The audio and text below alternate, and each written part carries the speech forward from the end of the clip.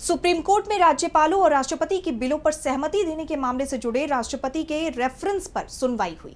सरकार की तरफ से सॉलिसिटर जनरल तुषार मेहता पेश हुए, तो वहीं राज्यों की तरफ से सीनियर वकील अभिषेक मनु सिंघवी ने दलीलें पेश की। तो क्या कुछ हुआ इस सुनवाई के दौरान, जानेंगे इस रिपोर्ट में। राष्ट्रपति रेफरेंस से जुड़े मामले में सुप्रीम कोर्ट में सुनवाई हुई। सुनवाई के दौरान केंद्र सरकार की तरफ से पेश हुए सॉलिसिटर जनरल तुषार मेहता ने तर्क दिया कि आर्टिकल 32 के तहत राज्य सरकारों को रिट याचिका दायर करने का अधिकार नहीं है, क्योंकि ये अधिकार सिर्फ नागरिकों के लिए है, राज्यों के लिए नहीं।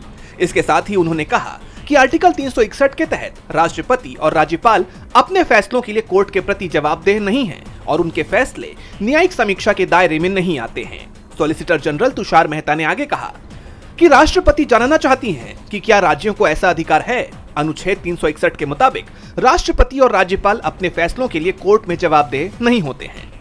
वहीं दूसरी तरफ राज्यों की तरफ से पेश सीनियर वकील अभिषेक मनु सिंघवी ने कहा कि राज्यपाल या राष्ट्रपति के पास किसी विधेयक को अनिश्चित काल तक रोकने की शक्ति नहीं होनी चाहिए। उन्होंने इस बात पर जोर दिया कि संविधान में जितनी जल्दी हो सके यानी एज सुन एज पॉसिबल जैसे शब्दों का कोई मतलब नहीं रहेगा अगर विधेयक वर्षों तक लंबित पड़े रहे।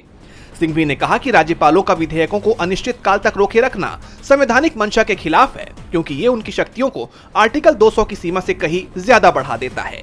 ये मामला तब और भी अहम हो गया था जब 15 मई को राष्ट्रपति द्रौपदी मुर्मू ने संविधान के आर्टिकल 143 के तहत सुप्रीम कोर्ट से 14 सवालों पर राय मांगी थी, जो आर्टिकल 200 और 201 के तहत राज्यपाल और राष्ट्रपति की शक्तियों से जुड़े हैं। इस मामले की अगली सुनवाई अब 2 सितंबर को होगी। डीबी लाइव की रिपोर्ट।